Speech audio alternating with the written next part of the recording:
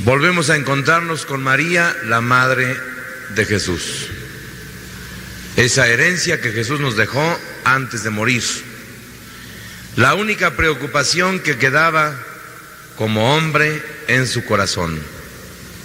Ahí tienes a tu hijo, le dijo a María, y ahí tienes a tu madre, le dijo a Juan.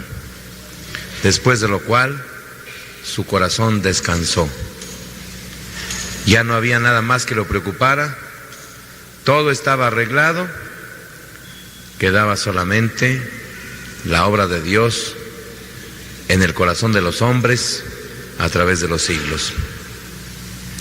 Por eso, como un agradecimiento a Cristo por la herencia que nos dejó su madre, que se convirtió en nuestra propia madre, no podemos hablar de Jesús sin hacer referencia a María tarde o temprano. Y si esta mañana y esta tarde y la noche anterior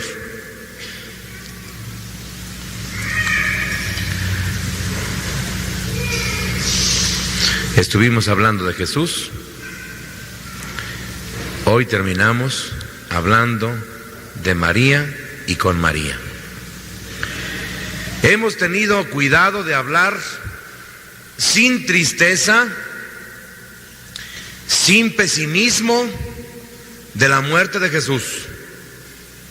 Nos hemos encontrado con un hombre que se agigantaba paso a paso, que se despidió de sus discípulos la noche del Jueves Santo con la grandeza de alguien que sabe quién es y quién está con él. Y lo vimos avanzar hacia la muerte con gran entereza, después de haber superado su pequeñez humana, descansándola en el Padre Celestial. Por eso hemos celebrado anoche de blanco y ahora de rojo. El morado y el negro, colores de otros tiempos, han desaparecido, porque la tristeza ya no nos inunda, porque después de siglos de haber entorpecido el plan de Jesús con nuestros criterios humanos, doliéndonos de la muerte, rehuyendo del sacrificio y del esfuerzo, hemos querido tomar nuevamente los criterios de Dios y estamos dispuestos ahora a ser grandes con Él. Así pues, si la figura de Jesús no ha tenido nada de triste, si su figura se ha agrandado precisamente porque fue capaz de entregarse plenamente a su misión, menos todavía vamos a tomar con tristeza la figura de María. Y si no podemos evitar verla sola, porque al haber entregado a su hijo no le quedó más riqueza en la tierra que la de sus hijos adoptivos nosotros, no vamos a caer en la tentación de condolernos, de tratar de consolarla a ella, cuando ella sería en todo caso la que nos consolara. Vamos a verla grande, vamos a verla valiente, vamos a verla superándose a sí misma.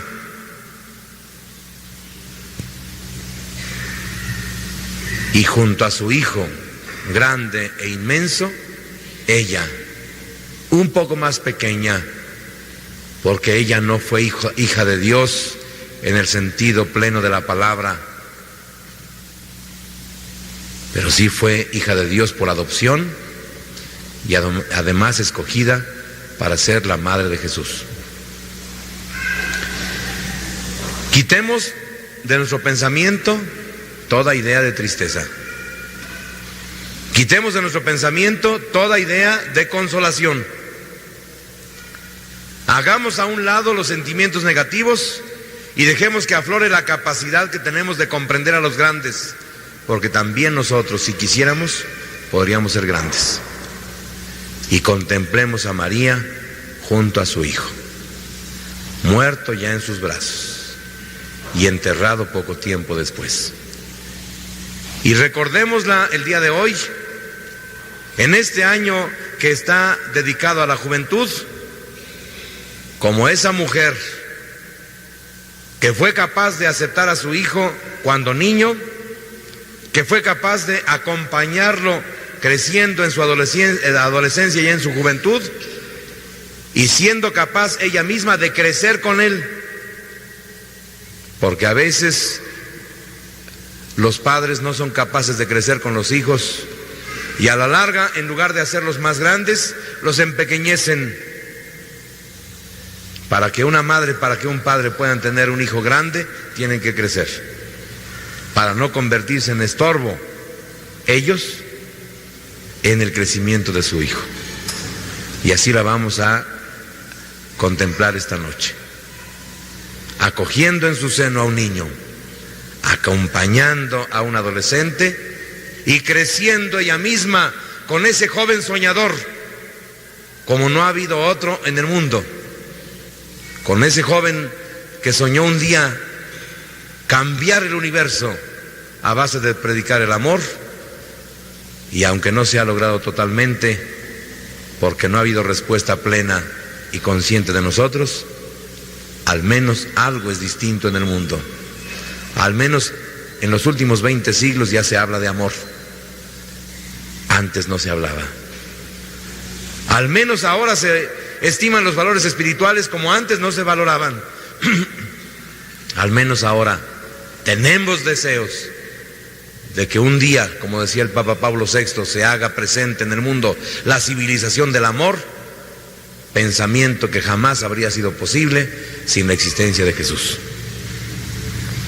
María, Madre de Cristo, queremos recordarte esta noche para que seas modelo de todas las madres y de todos los padres de tantos jóvenes que existen en el mundo, como esa mujer que abrió su seno a un hijo que comenzaba a existir, como esa mujer que ofreció sus pechos al niño que fue creciendo y que necesitaba de alimento, como esa mujer que abrió su criterio y su corazón para acoger dentro de él todo lo que iba viendo de su hijo. Te queremos contemplar como la mujer que fue capaz de entender, crecer y acompañar a su hijo cuando joven, hasta llegar a tu propia entrega soñadora como la de tu hijo, entrega idealista como la de tu hijo, entrega juvenil, porque joven eras, especialmente en el corazón, como joven era tu hijo. Dios te salve María, llena de gracia, el Señor está contigo. Bendita tú entre las mujeres y bendito el fruto de tu vientre, Jesús.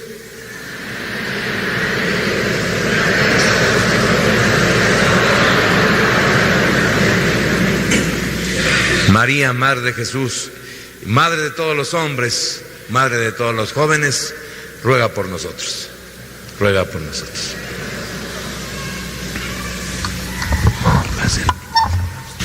La historia de los hombres, hermanos míos, comienza muy curiosa. Comienza en el interior de una mujer. Un día por amor, ojalá haya sido por amor, o por alguna otra razón que no vale la pena mencionar en este momento, un hombre y una mujer se relacionaron entre sí. Y como fruto de esa relación, una nueva vida comenzó en el seno de la mujer. Privilegio que tiene la mujer de ser la depositaria de las nuevas vidas, para que después nos vengan a decir que es el hombre el que domina el mundo. ¿Qué no sabemos ahora por los estudios de la psicología?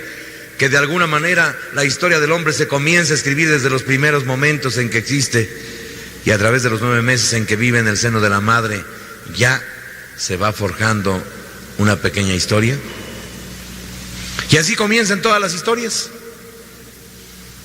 El gran problema que se ponían los teólogos antiguamente, cuando no tenían otra cosa mejor que hacer que hablar de cosas inútiles, era preguntarse si Adán, no habiendo nacido de una mujer, sino habiendo sido fabricado por las manos de Dios, habría tenido ombligo o no.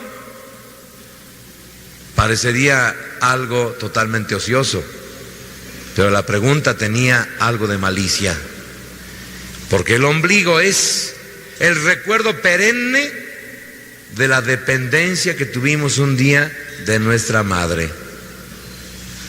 Por ahí fuimos alimentados, por ahí recibimos todo lo que necesitamos durante 9 meses. Y precisamente cuando ya no necesitamos o no pudimos estar en el seno de nuestra madre, fue cuando el ombligo apareció, al cortarse violentamente el cordón que nos unía a ella. Pobres hijos que todavía a los 20, a los 30 o a los 50 años no han podido romper el cordón umbilical de su madre. La naturaleza impone que se rompa cuando sale el ser humano del seno de su madre. Por esa razón, Jesús comenzó su historia en el seno de una mujer. Él tenía que ser hombre. Para hacerse solidario de los hombres tenía que ser hombre. Y su historia no podía ser distinta. Eso lo entendieron los evangelistas. Y aunque insisten en la presencia del Espíritu Santo, porque hay que insistir en que la historia de Jesús, como por otro lado la historia de todos, es una historia querida especialmente por Dios, la presencia del Espíritu Santo no anula de ninguna manera el que la historia de Jesús comience como la historia de todos los hombres. La misma María pregunta: ¿cómo será esto si no conozco varón? Los teólogos dan miles de interpretaciones a estas palabras, pero en último término se pueden entender siempre en una forma, en la más directa. Toda vida humana necesita el concurso de un hombre y de una mujer.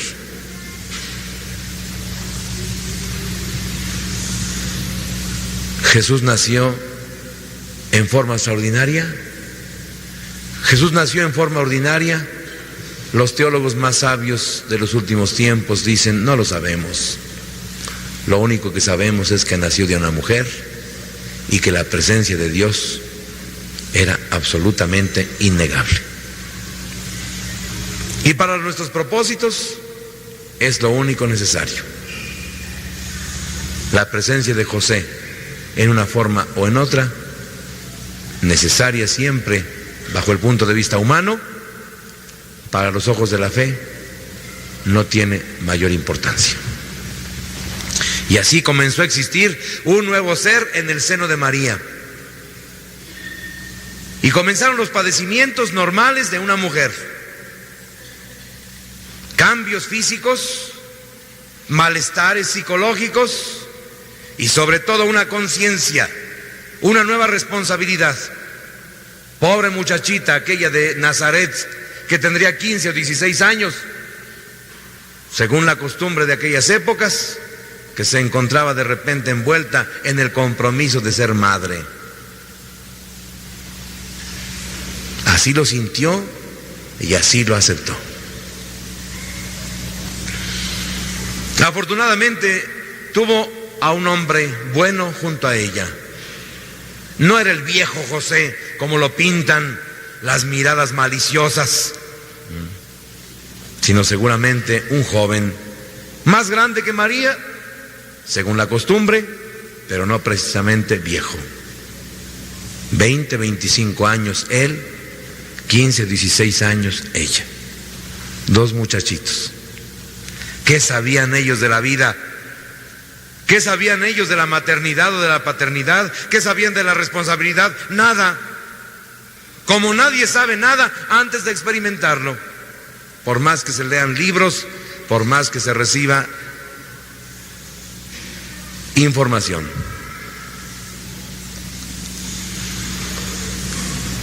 Pero caminando se hace el camino.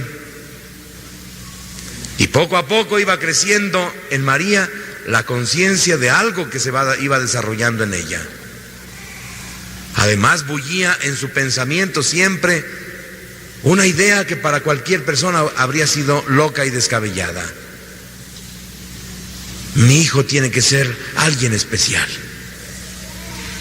¿Qué mujer no ha soñado que su hijo o sus hijos sean algo especial. Solo que para que los hijos sean algo especial, hay que alimentarlos de algo especial.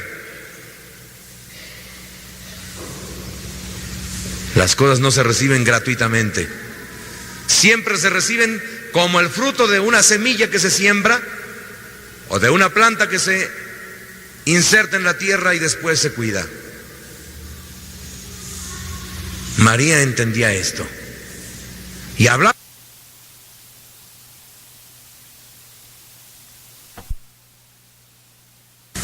Y María le respondería a José: ¿y no valdría la pena? ¿No valdría la pena que en nuestro hijo todo lo que hemos soñado se encarnara y se realizara? Y José, buen hombre, buen muchacho, creyente como el que más, pero siempre un poco menor que María, le respondería tal vez: quizá. Y María pensaba: ¿quién podría ser mi hijo? No para gloria mía, para mi gozo sí, pero mi gloria no, sino simplemente para que un hombre grande existiera en este mundo y llegara a hacer algo. ¿Qué tal si fuera ingeniero, arquitecto? Pero pues terminaría entonces en gozos, en alegrías personales. Además de construir un gran edificio, además de hacer la proyección de una ciudad, ¿qué más dejaría? ¿Qué tal si fuera político? Bueno, pero además de gobernar una nación por un tiempo determinado, ¿qué más haría? Y si entrara a una escuela religiosa, si se dedicara a maestro de la Escritura, a doctor de la ley, pero habría el peligro de que se convirtiera en un charlatán, en un repetidor de lo que aprenden en esos lugares, en un engreído, pensando que con lo que ya ha estudiado ya conoce todo, y él es más sabio que el mismo Dios. ¿Qué tal si dejamos que sea solamente un hombre? Pero un hombre de verdad, un hombre libre, un hombre capaz de encontrar caminos nuevos, un hombre que fuera siempre joven, inconforme, que fuera siempre joven, idealista, que fuera siempre joven, auténtico, hasta la exageración, que fuera un luchador de la dignidad humana, que fuera un defensor del pobre, del desvalido, del pequeño, que fuera alguien que hiciera algo por su pueblo y que lo hiciera en nombre de Dios. Y mientras María barría la casa, mientras María lavaba un poquito por allí y por allá, y le decía a José: oye, ¿no puedes mandar lavar las sábanas afuera? Ya sabes que estoy embarazada y pues un esfuerzo muy grande no lo puedo hacer. Ay, María, María, siempre con tus cosas, le diría José, pero tienes razón. Y soñaba María.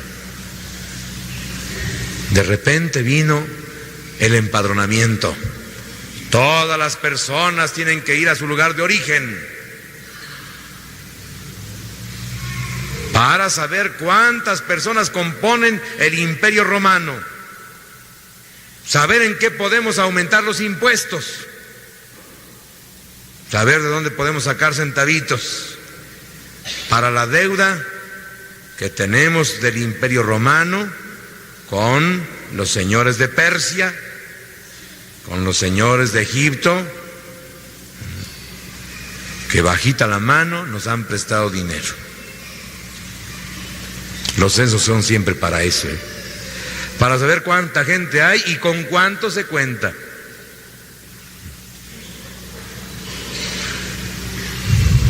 De repente María dejó de soñar.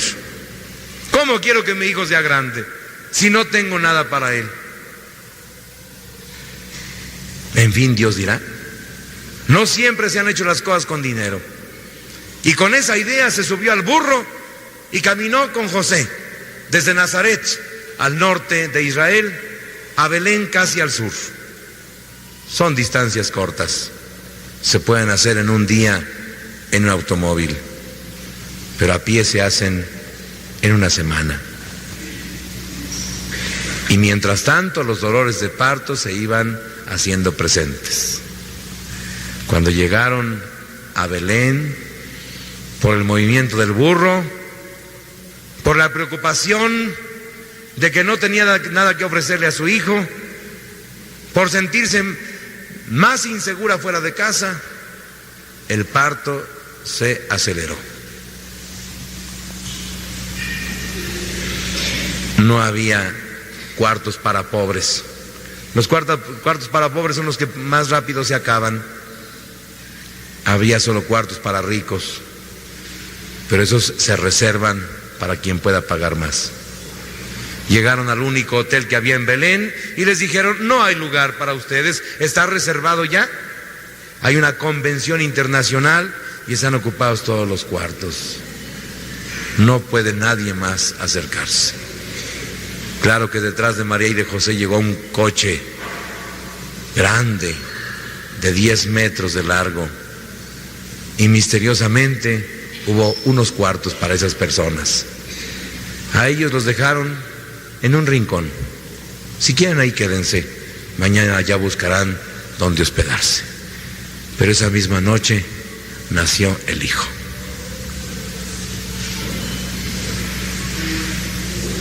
María con su hijo en los brazos.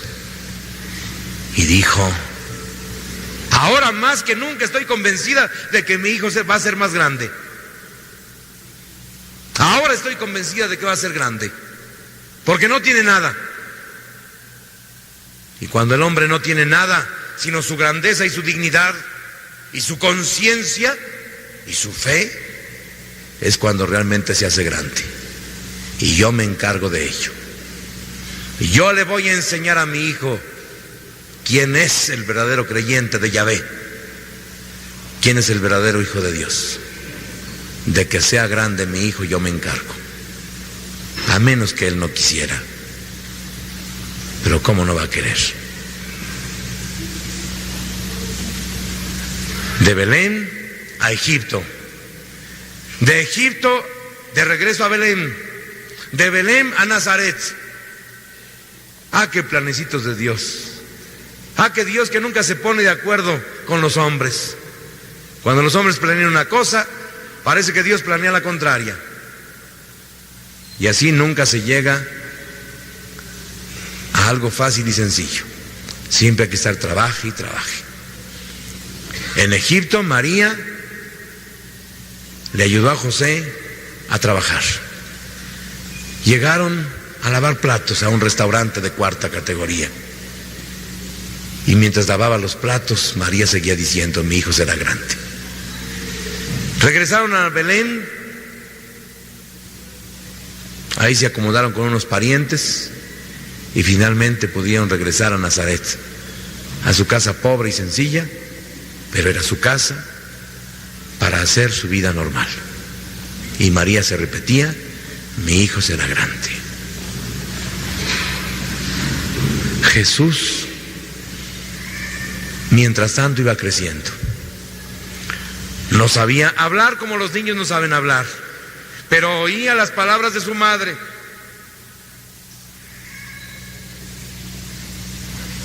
Aprendió la palabra Yahvé.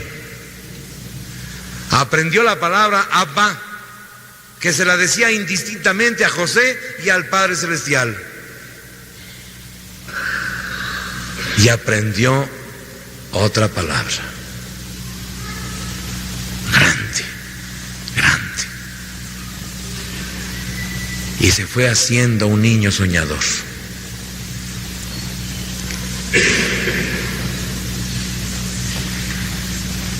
Sus sus compañeritos lo invitaban a jugar. Vente a jugar a la guerra. Tú eres el general y nosotros los soldados. Pero Jesús no servía para esos juegos. Él tenía otra idea. Él quería jugar a la paz. Y le dijeron, pero es que eso no tiene chiste. La guerra sí tiene chiste, porque ahí nos matamos unos a otros. Y gana el que mata a todos. Y decía Jesús, es que eso no me gusta. Ay, tú chocante, le decían. Vete a jugar tú solo.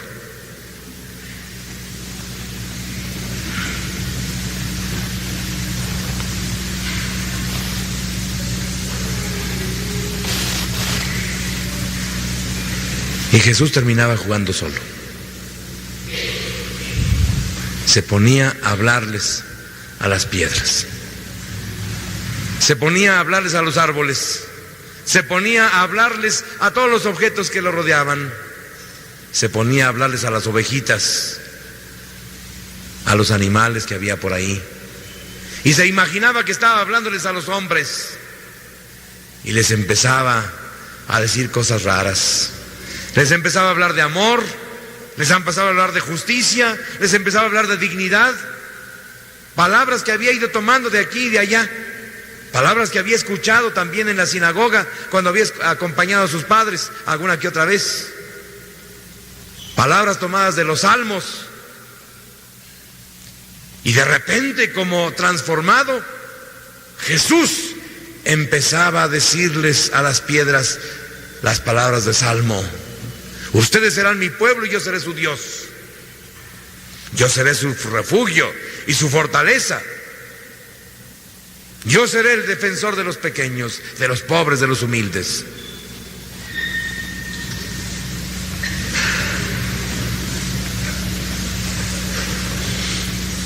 Cinco años, 8 años, 10 años, Jesús, el niño, jugaba cosas raras. Nadie lo entendía. Porque cuando se acercaban otros, él se quedaba callado y se empezaba a hacer tonto. Se agachaba y empezaba a hacer dibujitos en la tierra, como más tarde lo haría cuando lo pusieron a juzgar a la adúltera. Nunca sabían qué hacía él solo. No jugaba con los demás porque él quería otros juegos. Y no sabían a qué jugaba él solo porque se callaba. Pero su madre tenía el privilegio de acostarlo. Su madre tenía el privilegio de estar con él mientras se dormía. Su madre tenía el privilegio de escucharlo a veces hablar dormido. Y mientras Jesús estaba predicando dormido a las piedras, haciendo de cuenta que eran los hombres, María lo escuchaba y le decía al oído, así será, así será.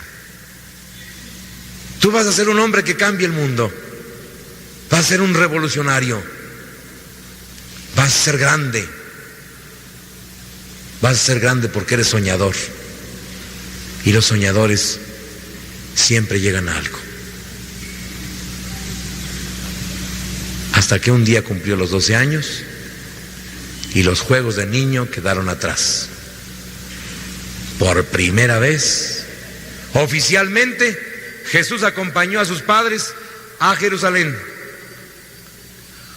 Los padres piadosos iban cada año a Jerusalén gastando todo el dinero que tenían, pero sabían que era un compromiso del verdadero judío ir al templo de Jerusalén para fortalecer el espíritu patriótico y el espíritu religioso. A los niños no se les obligaba a ir, pero Jesús a los 12 años los acompañó por primera vez.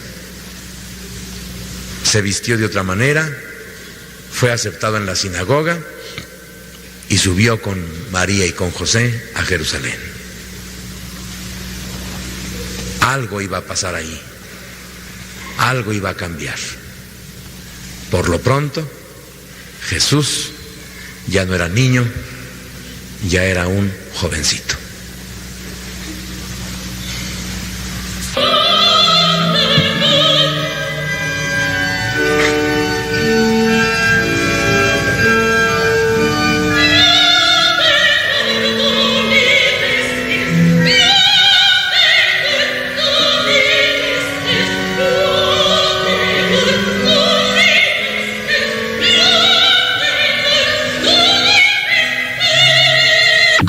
aconteció el día en que subieran a Jerusalén.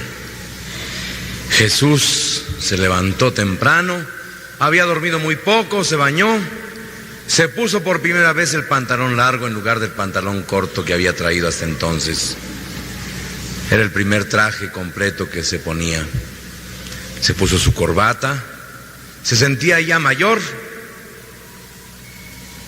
y todo un caballero le abrió la puerta del cochecito modesto que tenía José a su mamá.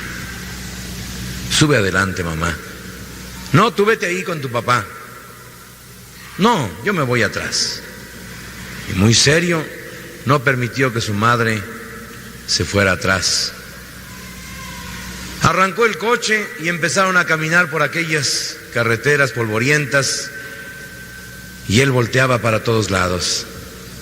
Le habían contado que de niño había estado en Egipto, que había nacido en Belén, que había andado en Jerusalén, pero él no recordaba nada.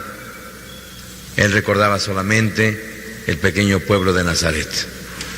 Volteaba para todos lados, y a querer o no, su mirada se perdía en un lado y en otro.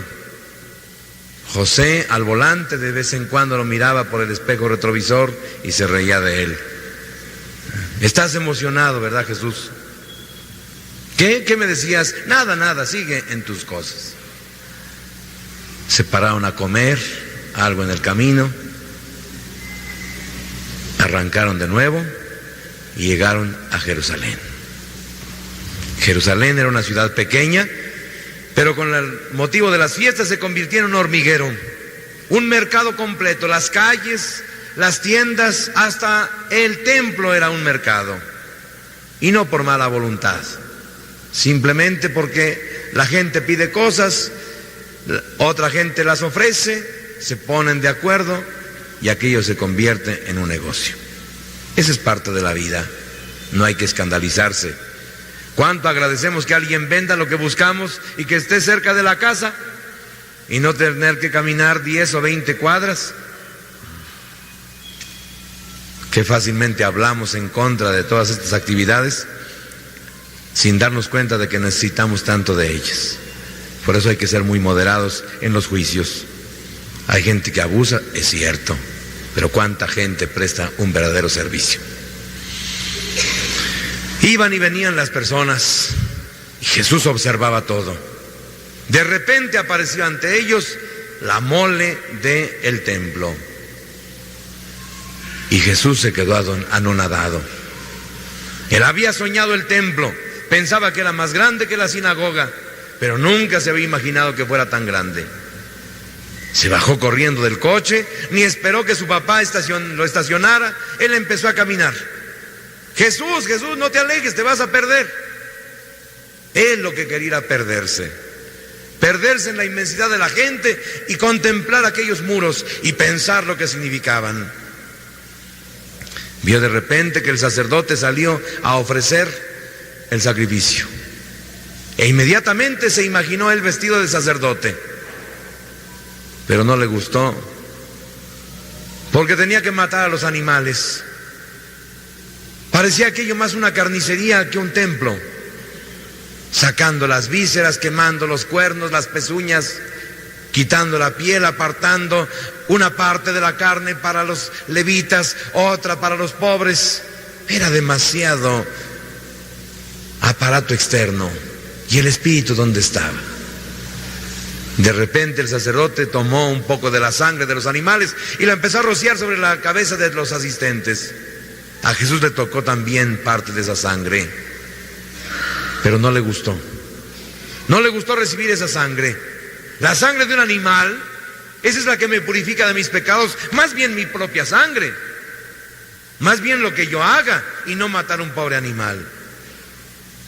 Definitivamente no me gustaría ser sacerdote en esa forma, con esos sombreros y con esos vestidos y con esas ínfulas, en el doble sentido de la palabra. Las tiras que colgaban del manto y del sombrero se llaman ínfulas. Y la actitud hierática y solemne y orgullosa se ha llamado también ínfulas. Definitivamente, sacerdote así, no.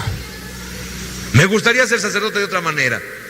Me gustaría anunciar cosas que no se anuncian aquí. Ir a la Escritura y estudiar verdaderamente lo que significa la palabra de Dios. Y así se pasó todos los días de la visita oficial.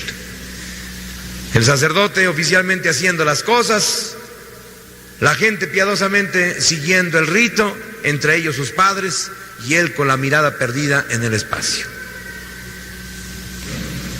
Y empezó a soñar un templo distinto. En el templo de Jerusalén los hombres estaban en un lado privilegiado y las mujeres en otro lado más atrás, como gente de segunda categoría. Y él soñó que estuvieran revueltos. En el templo de Jerusalén, al santo de los santos, al lugar verdaderamente santificado, solamente entraba el sumo sacerdote. Y él se imaginó a todos entrando, acercándose a los símbolos de Dios.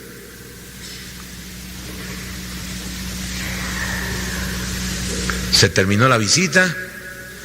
José fue a cargar gasolina, le dijo a María: ahorita vengo, prepara un poco de comida, quiero que lleguemos pronto, no nos vamos a detener a comer en el camino.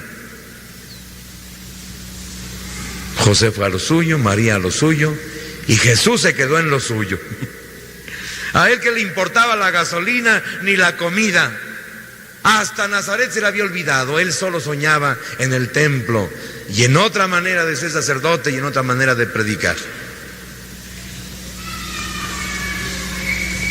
Al mismo tiempo que José y María arrancaron y otros conocidos. ¿Qué tal si nos vamos en caravana? Vámonos juntos todos. Y así vamos cantando y nos vamos echando porras y nos tocamos el claxon, etc. ¿Dónde está Jesús?, le preguntó José a María. Pues no sé, si habrá ido con los parientes. Ah, qué muchacho, esto siempre le gusta andar con todo el mundo menos con su familia. No te quejes, le dijo María, siempre está con nosotros. Déjalo, ya está grande, que vaya con otras personas. Y arrancaron con la seguridad de que Jesús venía en otro coche. Algo les pasó por ahí, se ponchó una llanta, alguien tuvo una necesidad, se pararon en el camino y empezaron a ver que Jesús no estaba en ningún coche. Van marcha atrás, empiezan a buscar por todos lados. María se empieza a angustiar. Mi hijito, cálmate María, ya tiene 12 años, le decía José. Sí, pero de todas maneras es pequeño, es la primera vez que sale. Se habría perdido. Ningún niño a los 12 años se pierde. Seguramente se distrajo y arrancamos sin darnos cuenta de que él se quedó por ahí. Calma, calma. Pero pasó un día y pasaron 2 y pasaron 3 y el famoso Jesús no aparecía. Lo anduvieron buscando en los jardines. Fueron al estadio de fútbol a ver si andaba por ahí. Fueron a las discotecas. Fueron a todas partes donde se suele pensar que están los muchachos, menos a la iglesia, por supuesto. Al final, como quien no quiere la cosa, pasaron por el templo y ahí estaba Jesús, fascinado. Había logrado hablar con algunos doctores de la ley y él les empezó a decir sus cosas a su manera. Y los doctores de la ley estaban enojados. ¿De dónde sales con esas ideas? ¿Quién te ha enseñado eso? Yo no he ido a ninguna escuela. Voy a la sinagoga a donde me llevan, escucho lo que ahí dicen, pero eso no es lo que yo digo. Entonces, ¿de dónde sacas esas ideas? Porque en el fondo estaban admirados. En el fondo, ese muchachito Jesús estaba hablando la verdad. Y texto que sacaban los doctores de la ley, texto que Jesús explicaba de otra manera. Con más libertad, con más autenticidad, con más cercanía y familiaridad con Dios. Ellos de 40, 50, 70 años y hablaban con tanto miedo de Dios, y él de 12 años parecía que era el Hijo de Dios. Tú hablas de Dios como si fuera tu padre. ¿Y qué no? ¿Qué no es mi padre? Les contestaba Jesús. María ni se fijó de qué estaban hablando. Vio a su hijo y se llenó de entusiasmo y se dirigió hacia él. Hijo, ¿por qué nos has hecho esto? Mira que tu padre y yo ansiosos te buscábamos. Y Jesús contesta, ¿y por qué me andaban buscando? ¿Qué no se les ocurrió? Nunca pensaron que yo debía de estar aquí. Y María pensó, tiene razón. Yo siempre he dicho que mi hijo tiene que ser alguien especial. ¿Cómo no pensé que al venir a Jerusalén se entusiasmaría? ¿A quién se le ocurre que alguien grande pueda vivir para siempre en Nazaret? ¿A quién se le ocurre que en Nazaret alguien pueda aprender cosas importantes? Mi hijo tiene que quedarse en Jerusalén. Aquí se va a venir a estudiar. Aquí va a vivir. Yo veré cómo le hago. Trabajaré más. Trabajaré para otras personas. Guardaré otros centavos. Pero mi hijo se tiene que quedar aquí. Qué tonta he sido. Yo que quiero que mi hijo sea grande y me lo quiero llevar a Nazaret. Si quieres quedarte aquí, buscamos algún pariente. No, tampoco. Con este rato que estuve aquí, con estos 3 días, ya tengo suficiente. Quédate de veras. Le digo a tu padre que acepte, que te dé permiso. No, me regreso con ustedes. Pero es que en Nazaret no hay escuelas. Es que yo no quiero venir aquí a la escuela donde enseñan lo que predican aquí los doctores de la ley. Bueno, entonces ¿dónde quieres estudiar? Por mi cuenta. Oye, ¿no te parece raro? ¿Qué tiene de raro que yo estudie por mi cuenta? Que yo piense. Así quiero hacerlo. Vámonos. Pero es que nada. Y no le digas nada a mi papá. Dile que me distraje y se acabó. Y así regresaron a Nazaret. María no sabía qué pensar. Por un lado, Jesús había aparentado tener ganas de quedarse en Jerusalén. Por otro lado, ella le había ofrecido que se quedara y no quiso. ¡Ah, qué muchacho este! No se decide a nada. ¡Qué difíciles son los muchachos! Pero así tendrá que ser. Paciencia. Algún día entenderé mejor las cosas. Por lo pronto, si mi hijo no me habla de esto, ya no le voy a hablar.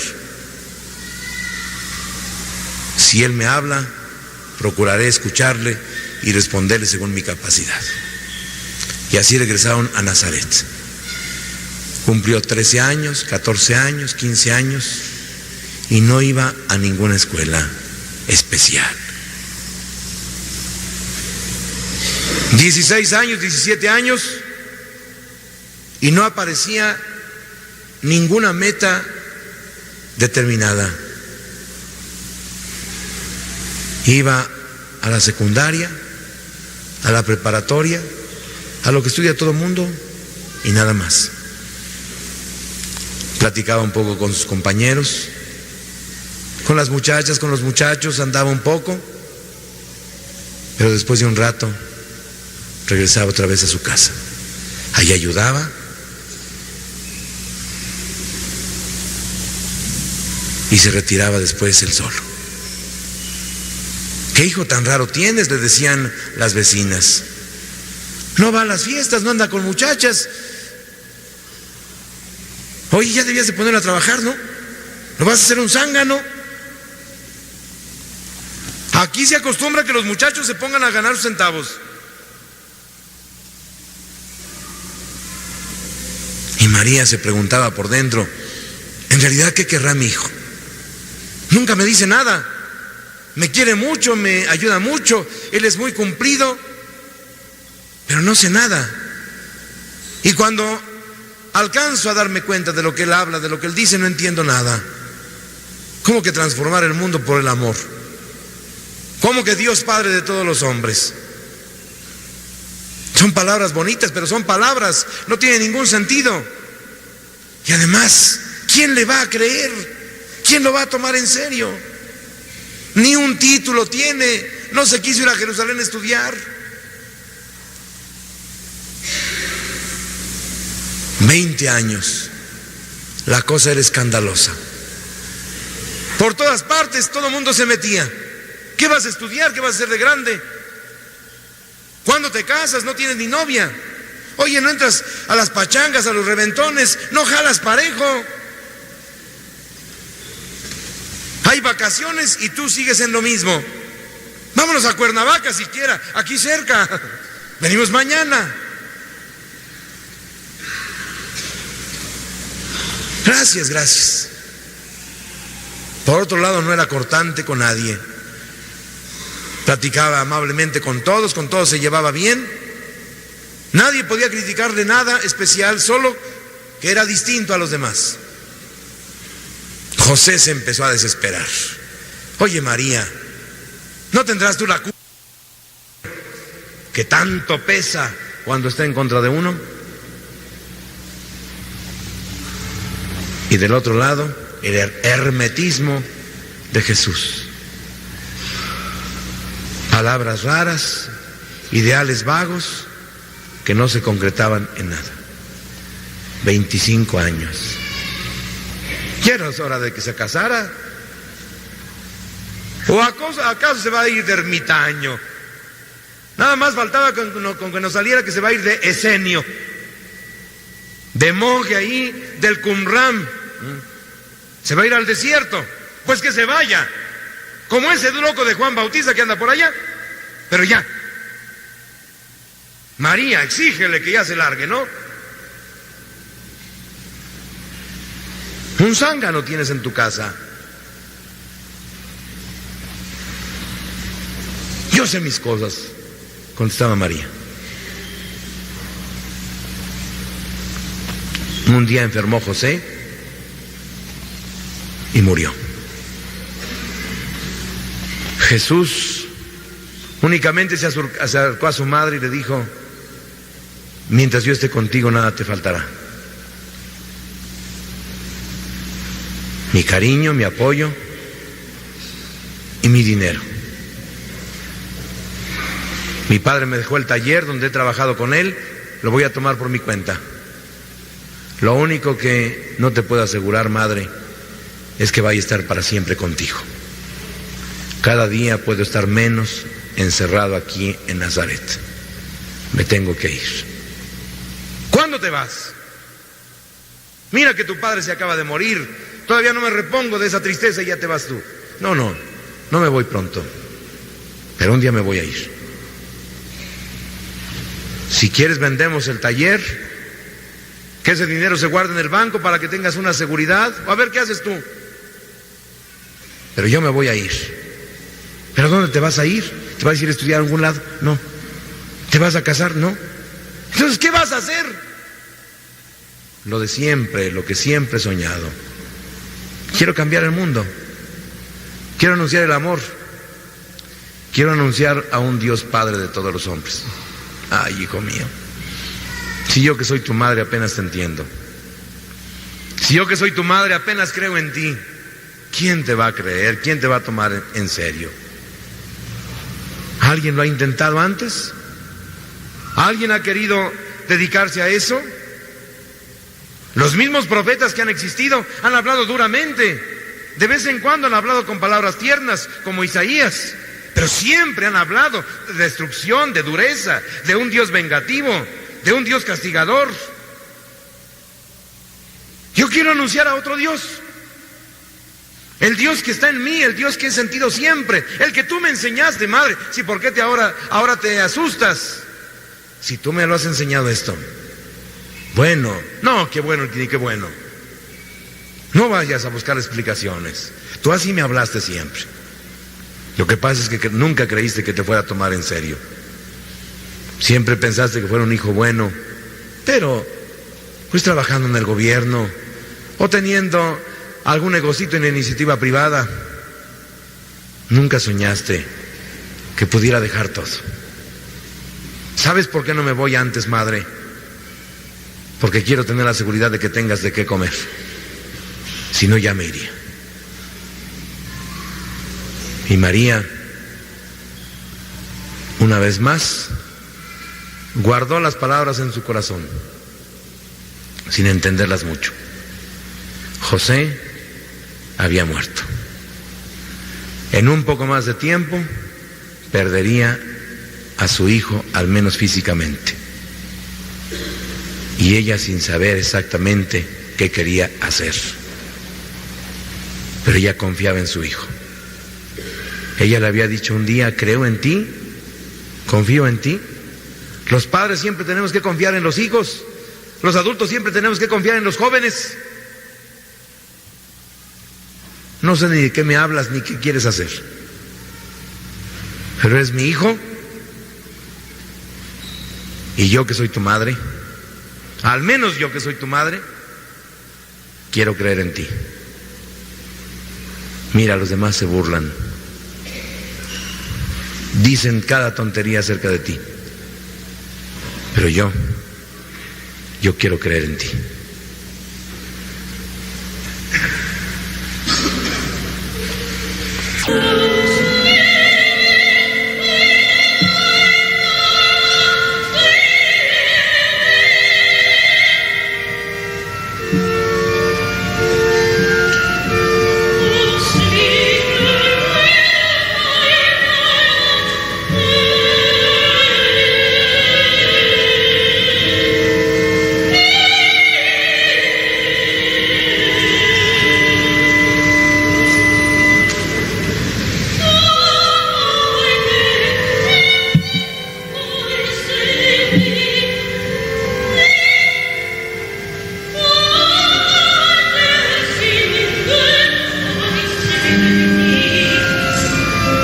Se fue de predicador tu hijo,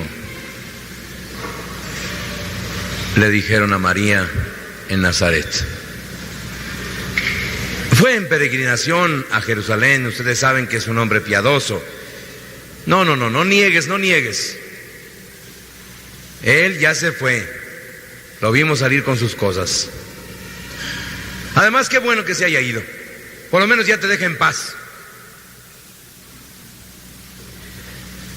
A mí no me estorbaba, al contrario, yo era feliz con él. Platicábamos en muchos momentos, y cuando ya él había terminado de trabajar y yo también, nos quedábamos a veces solo contemplando el cielo y sintiéndonos realmente en el paraíso. Bueno, es que tú eres su madre, tú siempre lo defenderás, tú siempre encontrarás explicaciones para todo, pero ¿sabes lo que es ese Jesús? Es un vividor. Le pesó el trabajo. Siempre esos misticones tienen algo de sospechoso. Es que en el fondo es más difícil quedarse aquí. Qué casualidad que tenía vocación de predicar la palabra. Pues que se hubiera metido a un seminario, se hubiera metido de doctor de la ley, de sacerdote, de encargado de la sinagoga. Esos señores viven bien. Ya ves que tienen los diezmos obligatorios. Te podría haber llevado ahí a la casa de la sinagoga y hubieran vivido ahí muy bien. Ah, no, pero tampoco quiere eso, porque hay que encargarse entonces del servicio. Él quiere ser libre, ¿no? Seguro que sí, exactamente eso. Él siempre ha querido ser libre. Bueno, ¿para qué te decimos más cosas? Al fin y al cabo tú eres su madre y siempre lo vas a defender. Así que se fue a encontrar con Juan Bautista. Sí, allá fue. Ah, qué bueno.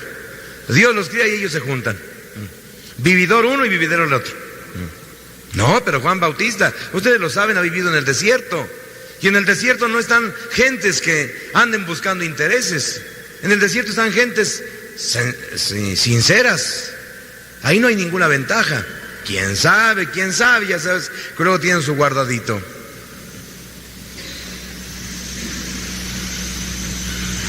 Y pasaron los días, se calmó todo.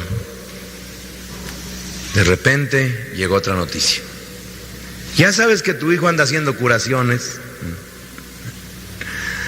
Qué bien le ha de ir, Un poquito de psicología, un poquito de manejar la cosa, manipular a la gente, y ya están sanos. De esos ha habido muchos. En las Filipinas apareció uno. Y aquí en México mismo, por donde quiera hay curanderos. No, pero él cura en el nombre de Dios. También Pachita cura en el nombre de Dios. ¿Que no sabes que tiene una Virgen de Guadalupe inmensa ahí? Y muchos santos. No, pero esto es otra cosa. ¿Qué otra cosa? Es lo mismo de siempre. Eso es lo que traía él. Él quería hacerse rico, pero fácil, engañando gente sin ninguna obligación, sin ningún compromiso. Y apenas había descansado un poco María de eso, otro chisme más, que lo van a coronar rey, que ya anda haciendo propaganda política, que va a fundar otro partido. No, no es cierto eso. Él nunca pretendió eso. Más aún tenía aquí amigos que lo invitaban a formar algún partido y él nunca aceptó. Él dijo que eso no le interesaba, que él sabía que las cosas materiales se componen cuando el espíritu del hombre es distinto. Cuando hay amor en el hombre, las cosas son más fáciles. Eso te lo decía porque tú hablas de esas cosas, pero él tenía otros intereses. Pobre María. Un día un chisme, otro día otro, y ella sin saber qué pensar.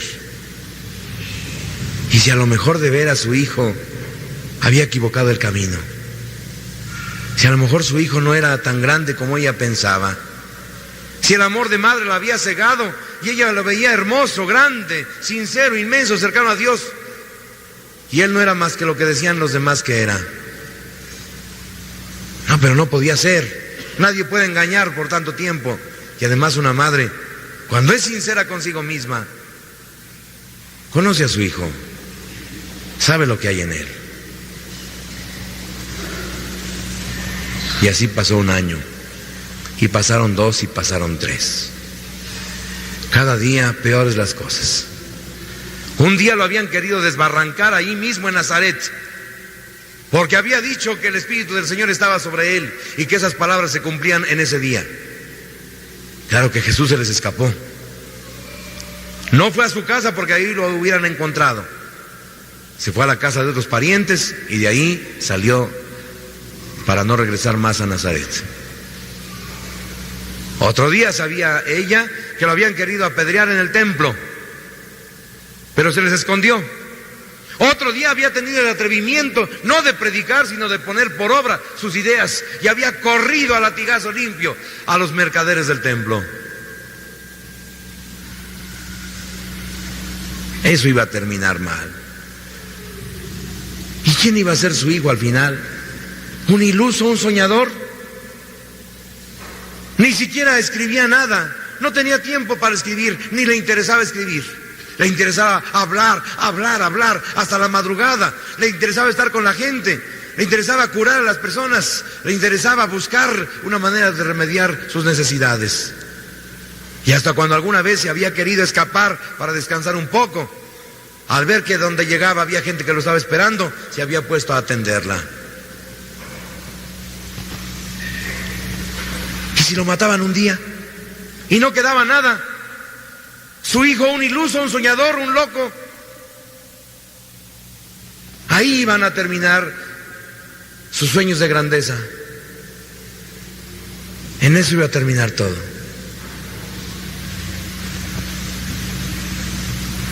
Pero ante todo había algo que respetar. Ella había educado a su hijo. Lo había educado en el amor y en el temor de Dios. Lo había educado en la confianza de la presencia de Dios en él. Lo había educado en una juventud perenne que no acababa nunca, siempre buscando cosas nuevas, siempre deseoso de encontrar caminos nuevos. Y sobre todo lo había educado en la libertad. No podía ella traicionarlo. Ante todo, la libertad de su hijo.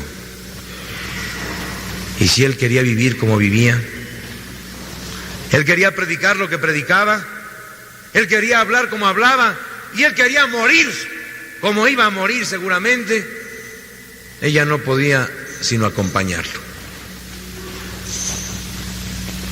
Madre de un joven inconforme, soñador, creativo, auténtico,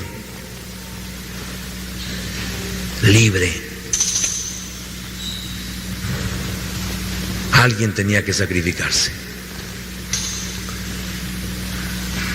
O ella le pedía que se sacrificara a él, regresando a Nazaret y olvidándose de todo, volviendo a comprar un pequeño taller para montarlo nuevamente y vivir tranquilos y felices hasta hacerse viejos. O se sacrificaba ella y se quedaba callada. No le decía nada a su hijo. Simplemente iba a procurar estar cerca de él. Y nada más. Optó por lo segundo. Un día, estando cerca de su hijo, algún acometido le dijo: mira, aquí está tu madre, que pase al primer lugar. Bien apartan lugares para todos, que le pongan un lugar arriba. Pero Jesús dijo: ¿y para qué quiere un lugar especial? ¿Para qué quiere? ¿Para qué quiero irme más? Ella es la que más vive lo que yo predico, porque ella me lo enseñó. Por otro lado, ¿quién es mi madre y mis hermanos? Por los que hacen la voluntad de mi Padre. Que ahí esté con todos. No le hace falta nada especial. Y María les dijo: ya ven, se los decía yo. Pero ahí van ustedes con el chisme, con el cuento. No le digan nada, por favor, déjenlo.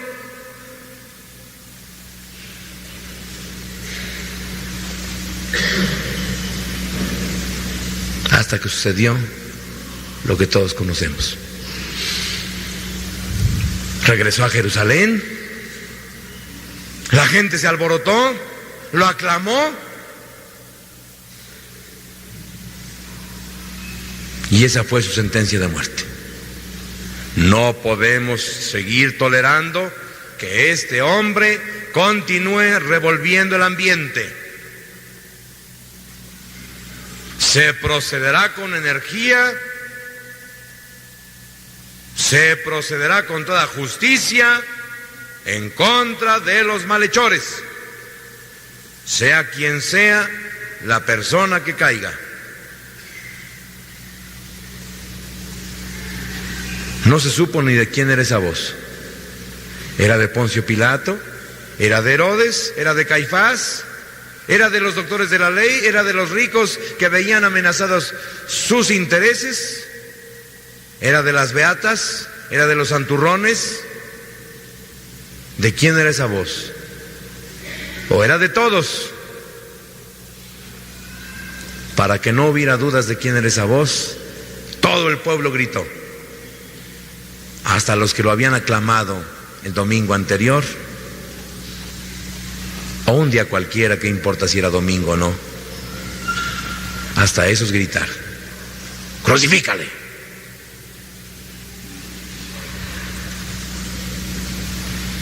Dos o tres amigas de María, amigas, por decirles de alguna manera, le dijeron: ya ves, nosotros te lo decíamos, pero no hiciste caso.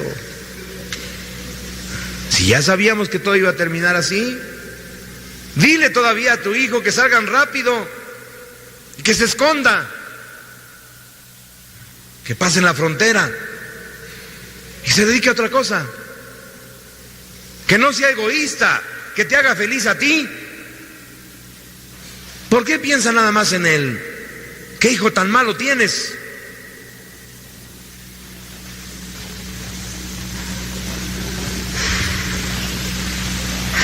María sabía que no era así.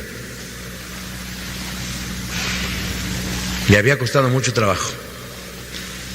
Pero finalmente, a los 33 años de su hijo, había aprendido. Alguien tenía que gritar en el mundo cosas que nadie hubiera gritado. Alguien que tenía que gritar el amor. Alguien tenía que hablar de un Dios distinto. Y si el precio por predicar eso era la muerte, bienvenida a la muerte. Estoy con mi hijo. Ah, ya te volviste loca también tú, María. O tú eres la loca y le comunicaste tu locura a tu hijo. Tú lo hiciste como es. Pues entonces, si él es tu imagen y semejanza, si es tu hechura, amuérate con él, sufre con él, muere con él.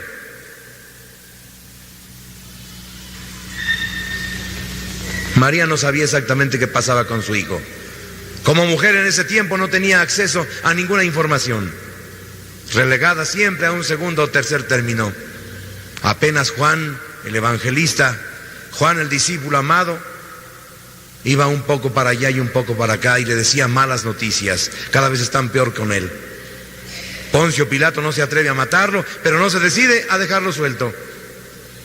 Ya lo mandó con Herodes, y Herodes solo se burló de él porque Jesús no le quiso decir ni una palabra. María, prepárate. Madre, prepárate. Viene lo peor. María se puso el manto y dijo: estoy preparada.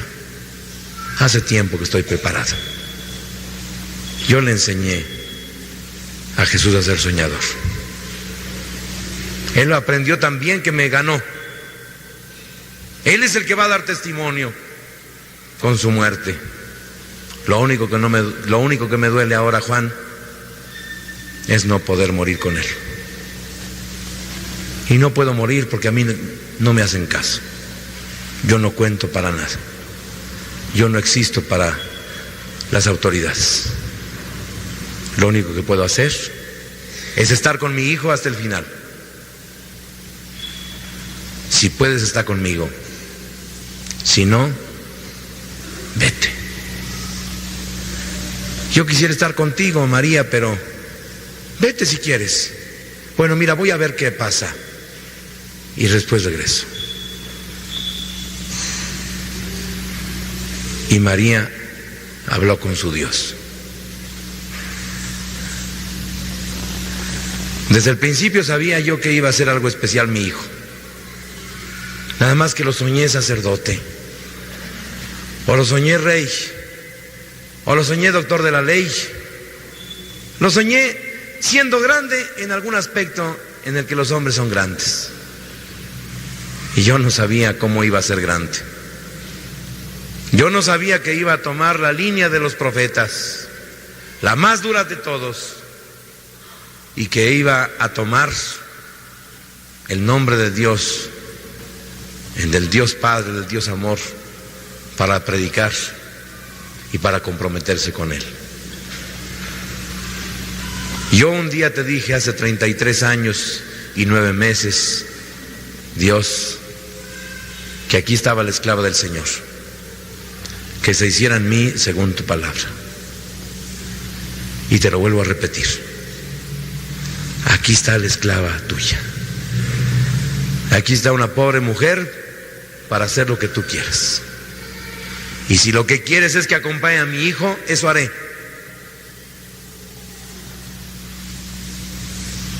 Se levantó, se cruzó el manto y salió.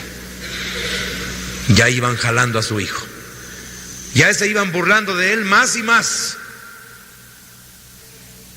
Todos hacen leña del árbol caído. Nadie se acuerda de las grandezas anteriores. El pueblo siempre ha sido y será así, porque los pueblos siempre pierden la conciencia de su individualidad, pierden su propio pensamiento, se hacen masa. Y se reían de él. Tal vez algunos porque estaban enojados porque no les había sanado a sus enfermos. Otros tal vez porque no les había dado de comer gratis. Otros porque les había dicho: ustedes nada más me buscan porque quieren milagros. Otros, en fin, porque lo envidiaban. A él lo seguía la gente y a ellos no. Entre ellos Judas Iscariote, que estaba desilusionado de su maestro. Él lo había querido ver grande para ser grande él. Pero él quería otra grandeza, quería poder, quería riquezas, quería dinero, quería fama. Él no quería cruces. Y la gente se burlaba y le gritaba y lo ofendía y lo insultaba. Ella corrió hacia él, pero se detuvo. No va a querer que lo ayude. Él es muy orgulloso. Siempre ha sido así, como si Dios estuviera con él. Voy a estar cerca, por si me quiere ver. Voy a estar cerca por si me quiere hablar. pero yo no le voy a hablar, no lo quiero hacer más pequeño, no lo quiero hacer hijo de mamá, no le quiero ofrecer mi ayuda, porque en el fondo no la necesita. En el fondo quien quiere dar la ayuda soy yo, él no la necesita. Y se aguantó María, y dejó que llegara al Gólgota, y dejó que lo desnudaran, y dejó que lo crucificaran, y ya que estaba ahí colgando de la madera, entonces se acercó para una sola cosa, para decirle: aquí estoy contigo, soñador, aquí está tu madre.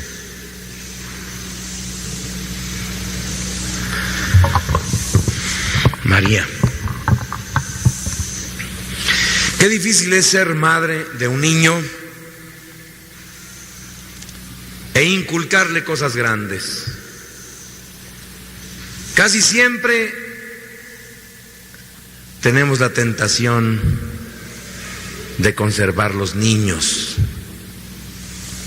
metiéndoles pequeñeces en su cabeza para que no crezcan, para que no sueñen según nosotros, para que no sufran. Tú, al contrario, hiciste de Jesús un niño grande. Casi lo hiciste madurar antes de tiempo, solo que él se defendía y él equilibraba las cosas, pero tú lo querías hacer grande. Qué difícil es ser adolescente, madre de un adolescente, padre de un adolescente, educador de un adolescente. Todas sus inquietudes, todos sus anhelos, todos sus deseos, todas sus ensoñaciones las queremos matar. Les decimos siempre que no están preparados. Tú, al contrario, tú alentaste en Jesús todas sus ensoñaciones. Y cuando lo regañaste en Jerusalén por haberse quedado en el templo, después tú misma te regañaste en tu interior, reclamándote el no haber tenido la capacidad de entender que en él estaba fructificando lo que tú misma en él habías sembrado. Pero si es difícil ser madre o padre o educador o lo que sea de un niño o de un adolescente, es todavía más difícil ser madre de un joven. ¿Cuánto apagamos en los jóvenes sus ensoñaciones? ¿Cuánto apagamos sus deseos? ¿Cuánto destruimos sus inquietudes? ¿Cuánto los manipulamos para que no sean lo que quieren ser? Para que sean lo que nos gusta a nosotros, para poder presumirlos, para poder decir: miren qué hijo tengo, miren qué hija tengo, qué obedientes, se casaron con la persona que yo quise, estudiaron lo que yo les dije, están trabajando donde yo les conseguí, yo he hecho todo por ellos.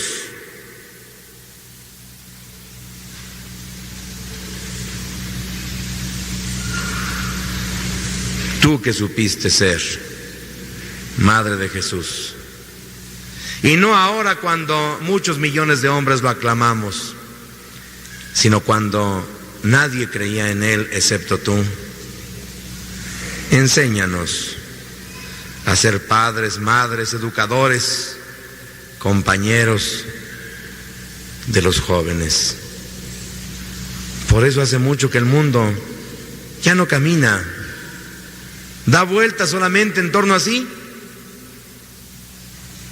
Nos faltan líderes, nos faltan gentes entusiastas, auténticas, nos falta gente que quiera vivir solo para un ideal, aunque ese ideal le trajera la muerte.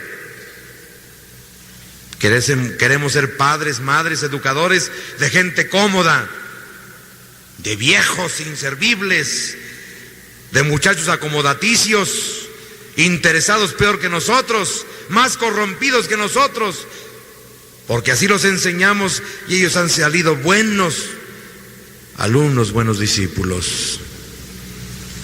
Madre de Jesús, del Jesús que nunca envejeció, porque nunca se conformó con nada, porque nunca aceptó las cosas como estaban y porque además no tuvo tiempo de envejecer. Enséñanos a ser padres, madres, educadores de verdaderos jóvenes. Sabemos que no todos harán lo mejor. Sabemos que hay un riesgo enorme en respetar su libertad, pero queremos correr el riesgo. En medio de muchas equivocaciones, un acierto, pero de ellos. En medio de muchas personas mediocres, pocos grandes, realizados totalmente, pero por ellos.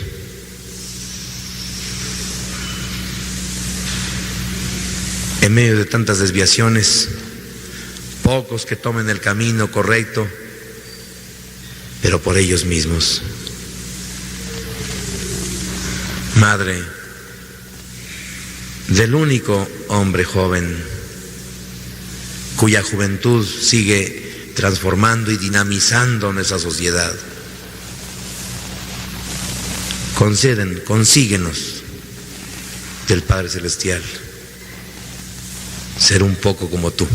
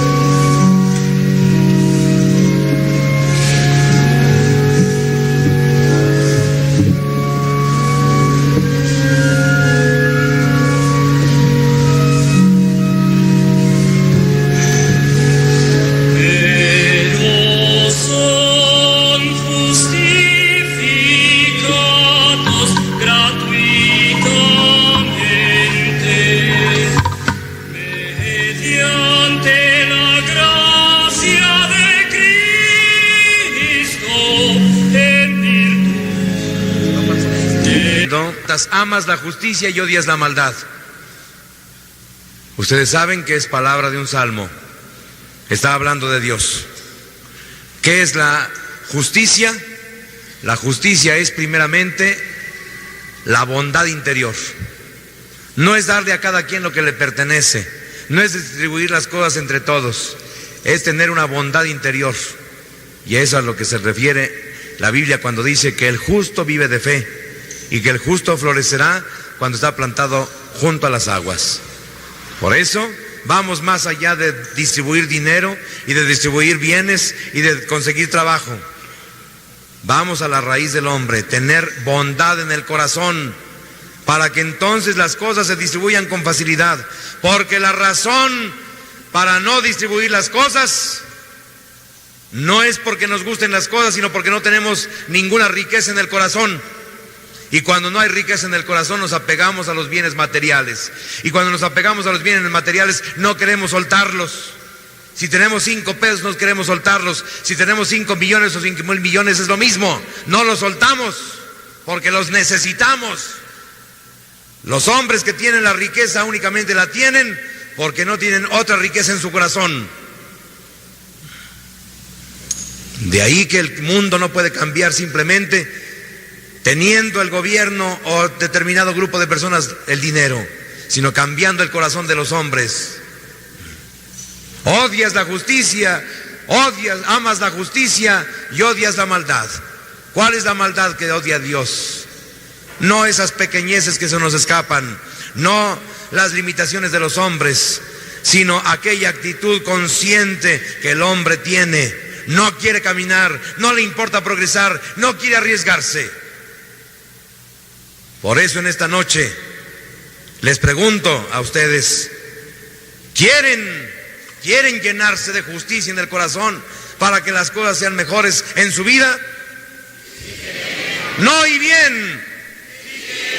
No escuché nada.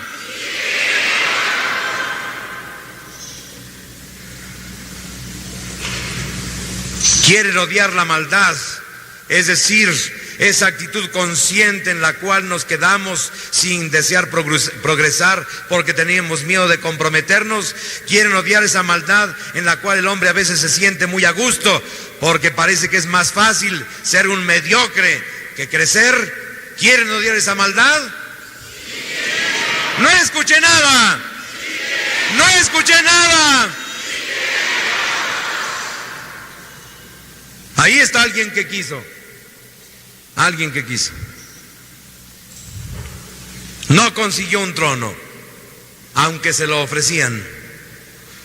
No quiso ser doctor de la ley, aunque muchos le hubieran pagado sus estudios con tal de haberlo metido al sistema. Él quiso ser libre. ¿Quieren ser libres como él? Aunque cueste la cruz, aunque cueste el sacrificio. Que Dios nos ayude a cumplir este propósito. Vamos a echar una porra al único líder que ha cumplido con su palabra. 1, 2, 3. Sí que de buena la bim bombán. Sí que de buena la bim bombán. Que grillo, alabao, alabim bombán. El Cristo, el Cristo. Ra, ra, ra.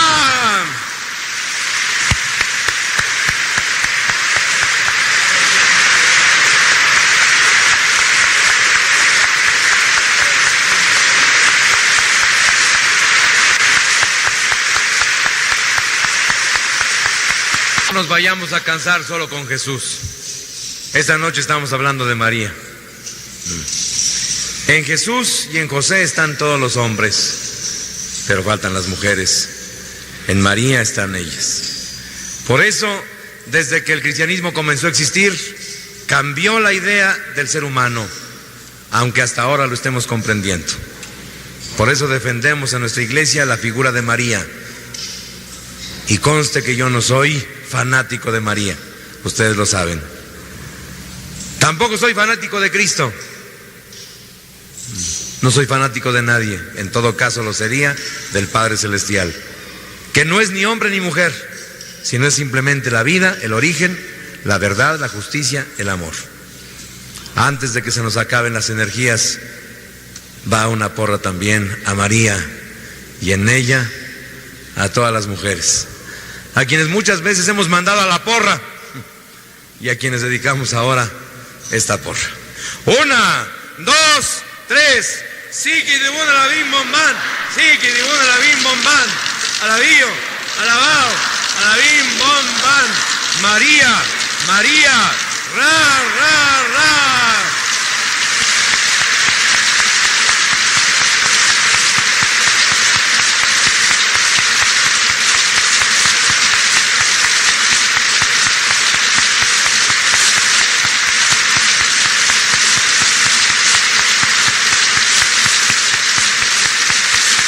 Es acto de jóvenes, yo todavía me siento joven.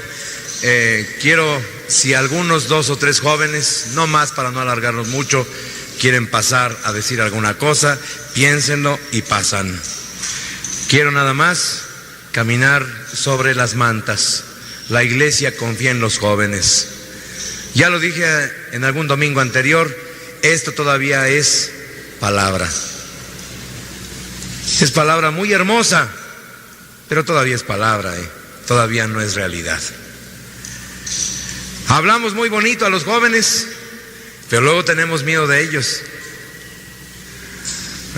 Tenemos miedo de que nos hagan quedar en ridículo, que hagan quedar mal el nombre de la familia. Imagínense si una muchacha sale embarazada, como acá la doña. Ya saben que lo dijo el Evangelio, dice ahí San José, ¿no? Extrañado de dónde procedería aquello, decidió dejar a su mujer en silencio, para que le echaran la culpa a él y no a María. No sabía de dónde venía ese hijo.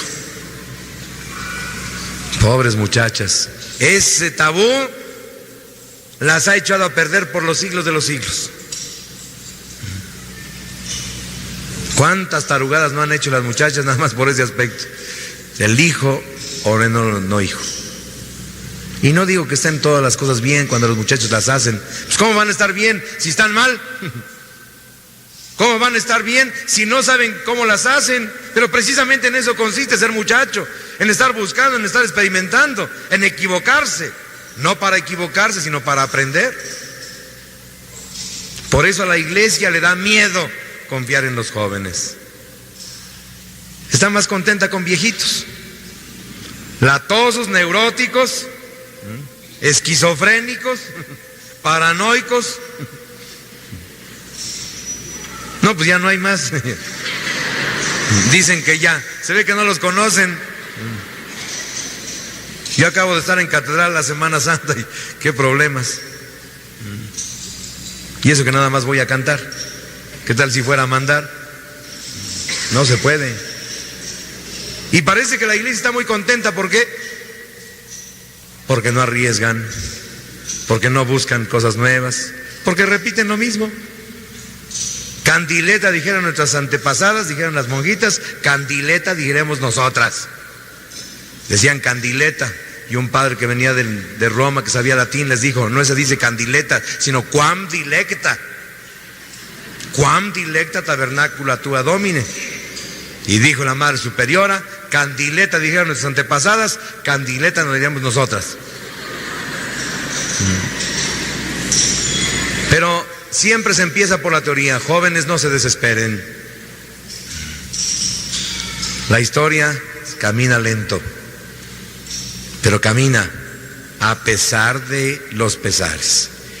Y por eso algún día esta frase será verdadera. Nos volveremos a llenar de juventud, como la juventud de Cristo. Y los tiempos caminarán un poco más. Nos tocó esta época, hermosa época. ¿Qué otra época será mejor? Pues ya les tocará a otros y ellos dirán si están mejor. Ahora estamos contentos de ser de ahora y nada más. Por eso la iglesia no confía en los jóvenes todavía, porque tiene miedo. Jóvenes, entonces les voy a pedir una cosa, que vayan demostrando que no hay que tener miedo de ustedes, que también saben ser prudentes, que también saben irse con un poquito de tranquilidad, también saben caminar despacio para no asustar a todo el mundo. Hay que ceder de ambas partes, ¿no creen? Si no cedemos de ambas partes, ¿a dónde vamos a llegar? Si la abuelita dice que no y la nieta dice que sí, y la pobre mamá no sabe ni para dónde irse, hay que ceder un poco. Yo sé de qué se trata. Yo he cedido un poco, por eso no me han quemado. No he cedido todo, por eso estoy donde estoy. Pero no estoy mal. No estoy mal, gracias a ustedes. Así que creamos en esta frase. No es de ahora, no va a ser de pronto, pero algún día será verdad. Y eso también dependerá de ustedes, jóvenes, no nada más de los adultos. Como sus padres, que un día podrán decir que no estuvo mal haber confiado en ustedes, porque después de todo algo lograron. Como María, que cuando tuvo a Jesús en sus brazos dijo, siquiera que fue alguien grande. Lo mataron, pero bien matado. Lo mataron en grande. Lo mataron como a alguien que vale la pena. No lo mataron como a cualquier fascineroso vulgar. Lo mataron con rabia porque sabían quién era. Y por eso la muerte de Jesús llenó de gozo a María. En su muerte descubrió la grandeza de su Hijo. Y la otra manta, la juventud, símbolo de la iglesia. Creamos también en eso. Ahorita podríamos decir más bien la gerontocracia, símbolo de la iglesia. La viejitud en todos los cargos importantes es el símbolo de la iglesia. Pero algún día las cosas cambiarán también. Ahora no conviene tampoco que cambien pronto. Nuestro expresidente Echeverría en eso se equivocó. Puso a políticos demasiado jóvenes. Y cuando los políticos demasiado jóvenes llegan al poder, entonces la cosa es peor. ¿En qué sentido es peor?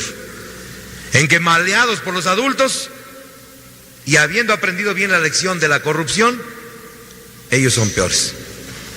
Debemos tener un poco de paciencia. Debemos de lograr algunas generaciones intermedias, de viejos que no sean tan viejos, de viejos que no estén tan apegados a las cosas del pasado, o sea, ustedes mismos. Cuando sean maduros, ya no estarán tan aferrados, y entonces ustedes generarán a jóvenes con otra mentalidad, con otra preparación. Que tenemos que esperar 2 o 3 generaciones más, ¿qué importa? Si hemos esperado 175 años de libertad desde el grito de independencia y no hemos logrado gran cosa, más que nos arrebaten más de la mitad de nuestro territorio, que nos dejen sin personalidad porque odiamos lo español y despreciamos lo indígena. Eso es lo que hemos logrado en 175 años de independencia. ¿Qué más da que tengamos que esperar 3 generaciones más? Paciencia. La historia del mundo se escribe muy lento. La historia de una nación necesita varias generaciones. ¿Qué más da esperar 3 o 4 generaciones para entender el cristianismo si llevamos 450 años de no entender nada? Por eso, pensemos que la iglesia la juventud es símbolo de la iglesia. Cuando la juventud sea un poco más consciente, cuando la juventud haya recibido cosas mejores, cuando ustedes jóvenes se hayan convertido en jóvenes, en padres y en abuelos, y hayan hecho que sus hijos sean mejores que ustedes mismos. No sea que el remedio sea peor que la enfermedad. No sea que por confiar demasiado en jóvenes que todavía no están bien preparados, porque han sido maleados a través de mucho tiempo, la iglesia de repente se vea en manos de Lutero, como decían antiguamente, en sacerdotes, en jóvenes, en laicos que no tengan realmente ningún espíritu y que solamente busquen un bienestar material. Por eso, creamos en estas 2 verdades, no inmediatamente, sino un día, el día en que ustedes jóvenes de ahora, convertidos en adultos, sean capaces de hacer una juventud más hermosa. Una porra a los jóvenes. 1, 2, 3. Siquitibuna la bim bomban, siquitibuna la bim bomban, alabío, alabao, alabim bom.